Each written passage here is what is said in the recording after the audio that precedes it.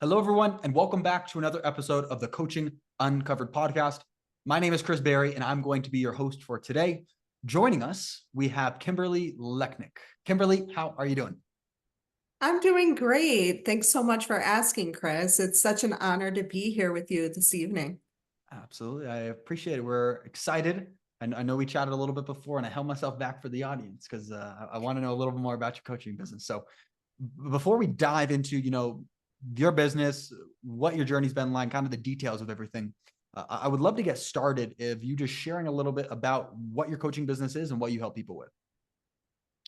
Wonderful. So I am a relationship coach, but niched as a love coach, and I support professional women to embrace their self-worth so that they can rock their relationships. Our relationship capital is everything.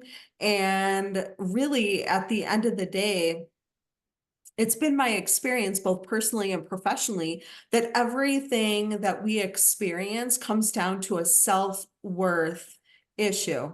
It really honestly does. And for all of us, whether or not we're willing to be brave and courageous enough to admit that or not, it's all comes down to self-worth. So I love supporting and guiding professional women in this area because we're spinning so many plates these days. Yeah. Oh, I think you hit it on the head, especially these days of it's seeming everyone's even more busy and we have social media and then you have all the different things that come into play as well. It's a very interesting time for relationships if not done correctly. So one question I would also like to ask is what made you get into this? What made you get started as a relationship coach and everything in this? That's a, I'm so glad you asked that, Chris. Because unlike a lot of my peers, I have a unique background. I started at age 15, believe it or not, in the childcare industry. I had a wonderful opportunity that was afforded to me through my home ec teacher. So I'll shout her out. And that lasted for 20 plus years. And I actually put myself through college, married, then had two boys, and said to myself, what is it that this next level is going to look like? I've been serving children and families for so long. Um, and so with some thoughtful consideration, I decided to get certified as a coach. And I'm so glad that I did. It's just right in alignment, and it allowed me to serve. It allows me to serve at a higher level, and I'm so grateful for it. So again, there was a certain aspect to coaching in everything that I've been doing. So I've really been honing that skill in a variety of different ways. And so now to be in this space where I can coach one-on-one and groups and share information and education, it's really just, it's my heart. Absolutely. And how long has it been that you made that transition from, I know you said you did 20 years, right, in all of that.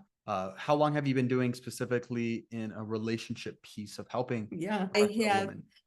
yeah, I have a 19-year-old and I have almost 14-year-old. Mhm. So it's been about, let's see, oh my gosh, working on 7 years now. Wow, that's awesome. Okay. So 7 years ago, you started this. Obviously, I know you kind of explained the whole story of how you transitioned from the stuff before and then into this. One thing that I always love to ask, what's one of your favorite parts about owning your business, and what's one of the most challenging parts that you've noticed over the past 7 years? I think one of my favorite parts is being in spaces where I can connect and build relationships. Hmm. I love that. I love it. And that's interesting coming from someone who's an introvert, extrovert, Hmm. because typically you wouldn't hear that from someone that's introverted, that they love to be in those spaces. Mm, But through my personal life, I've found that if you don't put yourself out there and you're not connecting with others, then what is there? Then what mm, is there? So I love doing that. Now, as for the challenge part, I had the opportunity to take part in running businesses because earlier, just a few minutes ago, I had mentioned that I worked in the childcare industry. So I started out as a volunteer and then worked my way up in the business. So I ran several preschools, several childcare facilities. So I wasn't a stranger to business, but what I was a stranger to was creating all my systems and all my processes. So, since I am a lover of technology, I'm really enjoying that. But at the same time, there's a lot of challenges that go on with that as well. mm. Yeah. And when you say systems and processes and the fact of like how to deliver for people in regards to marketing, what do you feel like are some of those biggest challenges that were the hurdles or maybe just stuff you're still going through? Well, I think it's a journey. So I think I'm still kind of, because even if we have a system or process for something, we're always looking at it because we want to make it better, right? True. I'm not sure about you, but for me, I always am looking at things and how I can improve them, right? It's True. good, Yeah. right? It's really good, but how can I make it better? So, I feel like it's a journey. So there's not any one specific thing, but Mm, that's for me, that's being new to that mm, area of entrepreneurship, of business. yeah. Is really doing that because I want to create a legacy for my kids. And so coaching is definitely a part of it. It's a part of it personally because I'm growing as I continue to live this journey and my business is growing. So Yeah, absolutely. I like it. One of the biggest things when it comes to obviously, I know you said everything is constantly changing with your systems, processes. One of the biggest systems or processes that people have difficulty with in their coaching business, especially earlier stage people, is marketing, right? Generating leads, understanding how to get clients and everything like that. What is the approaches, systems, processes that you currently have in place to generate leads for your coaching business? I like to keep my business right now as like a boutique business, Okay. right? Mhm. As far as leads go, I like developing relationships with people. So that includes networking Mhm. in person and virtually. And virtually, one of my favorite ways to do that is through events. And Mhm. I have my own events. And for the individuals in my network, I like to attend their events. And again, when we're looking at how we're developing our relationships, right? Whether it be business or personal, there's a rhythm to it. So those are a couple key ways, a couple parts of my process that I really pride myself in, and again, it's not about having everything on lockdown. It's about learning and growing and asking yourself that question. All right, I've been doing this for a while. Is it working? If it's not working, how can I make it better? True. And when you go to these obviously events, you talk about networking, you talk about obviously in person and virtual events too, especially virtual events. How are you able to connect with some of these people? How are you able to turn those people? Obviously, you talked about building a relationship and it kind of that's the foundation of everything. How do you start doing that? And then how do you transition them into not the actual sale piece, but like in regards to generating interest of like, oh yeah, actually, Kimberly, I want to work with you. But what's that kind of process of what you do at these events? I think, I love this question, Chris, and I'm so glad that you asked it. For me, it is about the process of becoming. Mm, So whether or not we're on a personal, emotional journey ourselves, business journey, we attract our mm, clients. We attract them through our posts, our content, right? So we can't ignore that, you mm, know. And I find that again, you have to look at it. I'm saying I'm boutique. So that means I'm not looking for 30 and 40 clients. I'm looking for 8 to 10 clients, so that's much different. Yeah. And I enjoy it because again, I'm not chasing that, Mm, So let me give you an example.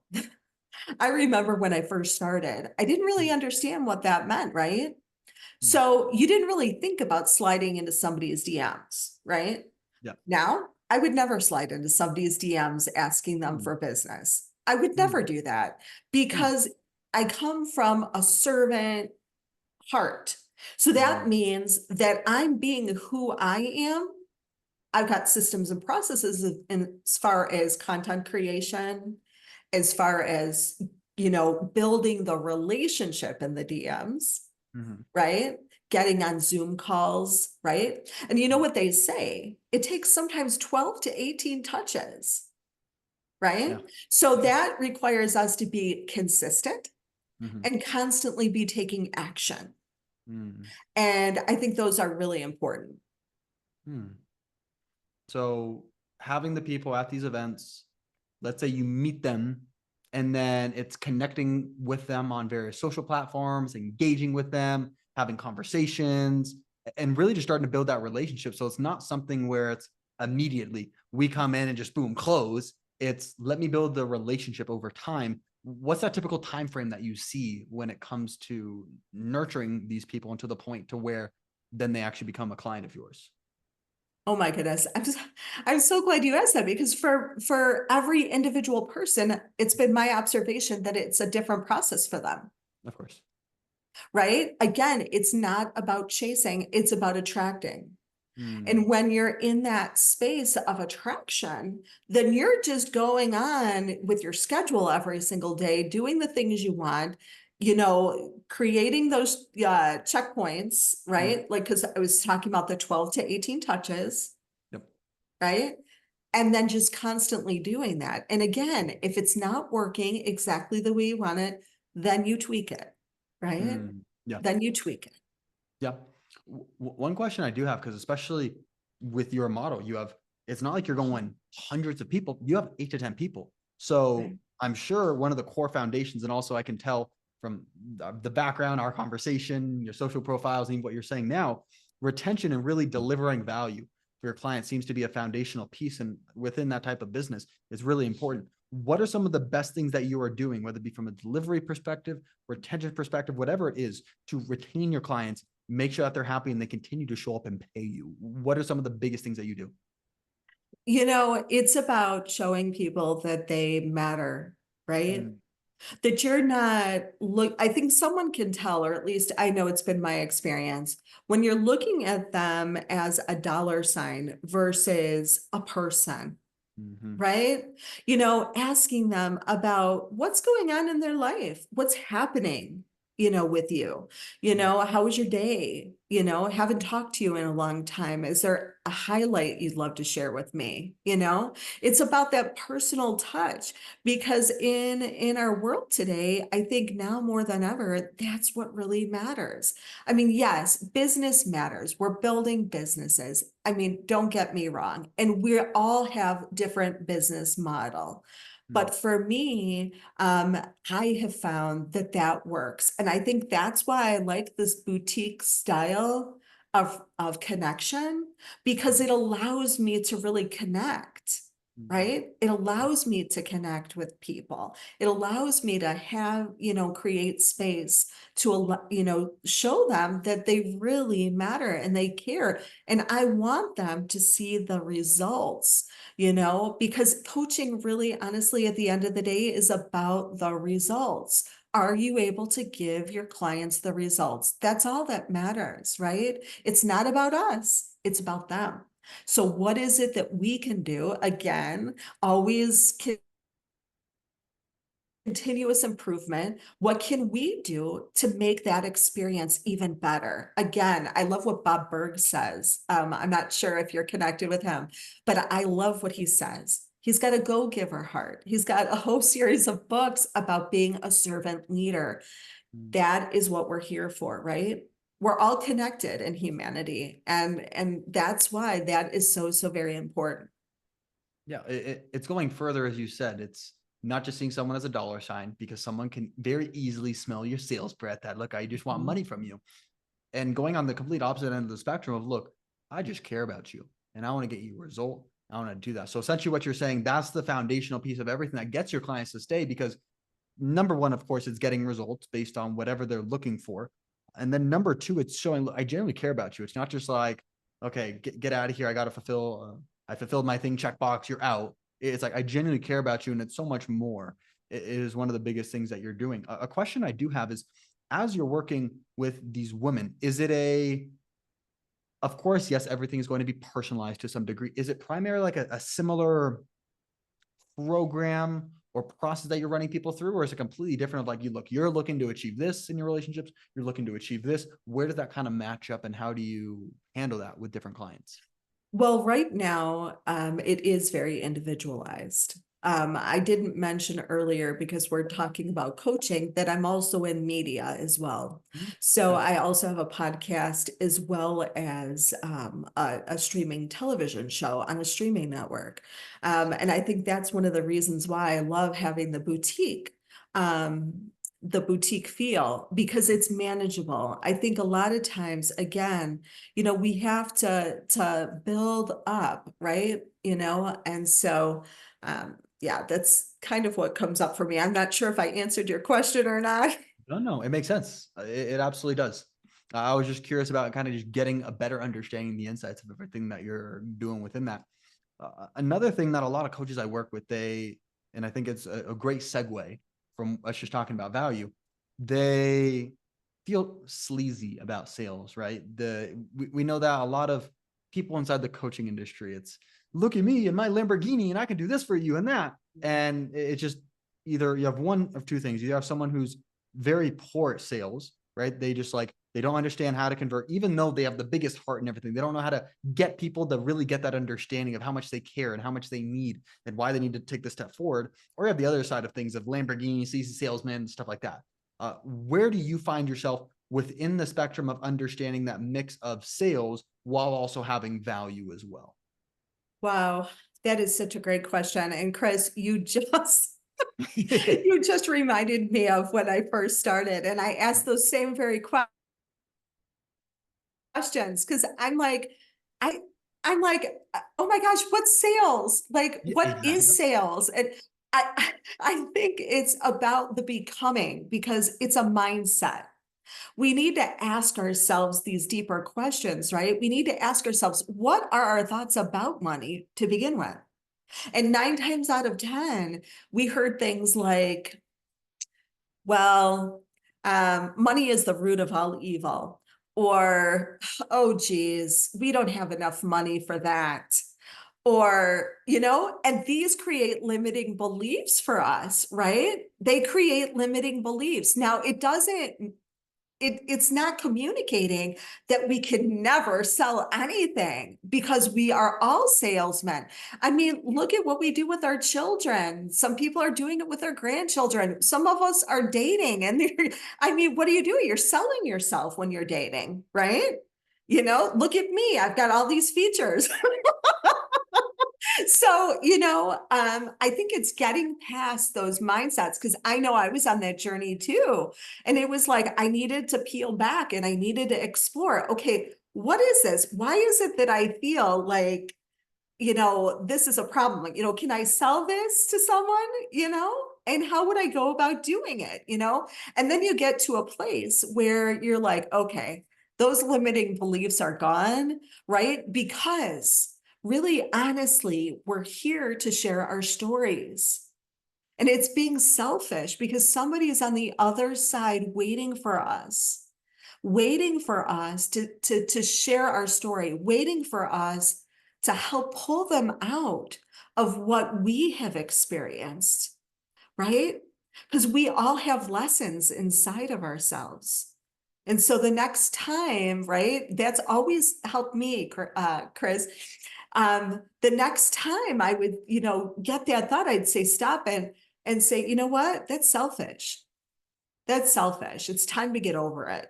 It's time to get over it. But again, giving yourself compassion, knowing that you're on a journey. And if you are struggling in that area, that it will pass. This too shall pass. And you will get the skills and you will learn and you will grow because, again, someone's waiting for you. You hit it on the head when you said it's not just selling someone or taking their money.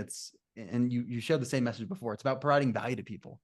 And that's the hardest part too, because as much as we talked about limiting beliefs of maybe within ourselves because of money or this or that holds maybe coaches back from doing sales or holding them back from anything, so many of us, or we'll say basically almost all of us, have some sort of limiting belief, not just Yeah. coaches, I'm saying everyone. And the thing is that unless, if everyone had all the tools, all the knowledge, all the action, the discipline that they needed to do things that they wanted, they probably would have already done it already. So there's a missing piece to the puzzle. So as you shared, it's not only just the selling, it's you're helping guide someone from where they are now to where they want to be. And you really, when you believe in your services and you believe and that's one of my favorite things. I know we didn't get the chance to talk about it too much, but inside of our group, the coaching mastermind, the whole reason behind it is I just want to get a group of like-minded coaches, like-minded individuals that want to help others, that want to provide value in all of these different things. And when you really believe in yourself, not only in the fact of because maybe you have hundreds of testimonials, not only that of like, look, I have a heart for caring, of giving, and I'm going to do whatever it takes to make sure you're successful. We're going to get this done. It turns from just trying to sell someone to a moral obligation. If something's really important to this other prospect of like, look, I want to get to the finish line. I want to get to that next step. You are a part of that process. So when you don't go ahead and help guide them through that, the odds of them actually doing it have a tendency to decrease, we'll say. So I love that, Chris. I love that because, for me, it's been quite a journey. It's been quite the journey of becoming, and it's been a lot of falling down, but, being willing to get back up, and falling down again and getting back up, or looking at, maybe an opportunity that I had along the way and thinking, okay, I really felt like I put 1,000% in this opportunity, and what was it about that opportunity? I thought it was for me, but really, honestly, it was there to test you, to mold you, to shape you, right? And I think that's really important about the becoming journey because we are all more the same than different. that is so, and no matter what the media tells us today, and the division of this and that, we're all just trying to help each other out and get through it as best as we can in the best way, obviously. So Absolutely. Absolutely. And I think that's really important, especially when we're in those valleys, to remind ourselves of that, and take a breath and just know that this is what we're meant to do, is to serve others, right? And we just keep going. yeah, it's true. Well, this has been awesome. I'm sure we could probably talk about all these things for another hour, hours, and everything. As we begin to go ahead and start wrapping up and everything, if someone is interested to either connect with you because they really resonate with your message, to reach out to you because maybe they or someone that they know wants to work with you, what is the best way for people to get in communication with you? Oh my goodness. Well, they can definitely connect with me on LinkedIn. That Okay. That is my home base. And also they can reach intentional, intentionalpathways, pathways, letter B, letter D, and that's by design, but it's letter B, letter D @gmail.com. And just send me an email or connect with me on LinkedIn. Again, for me, the first touch point is about building the relationship, because also I'd like to say that it is also about being a good fit, right? Because we know about results, right? We all want those results. But we do know that when we're working with a coach, a mentor, that resonates with us, right? And again, it's a mutual back and forth. And, we're going to get those results hands down. Hands down. It's got to be a good fit.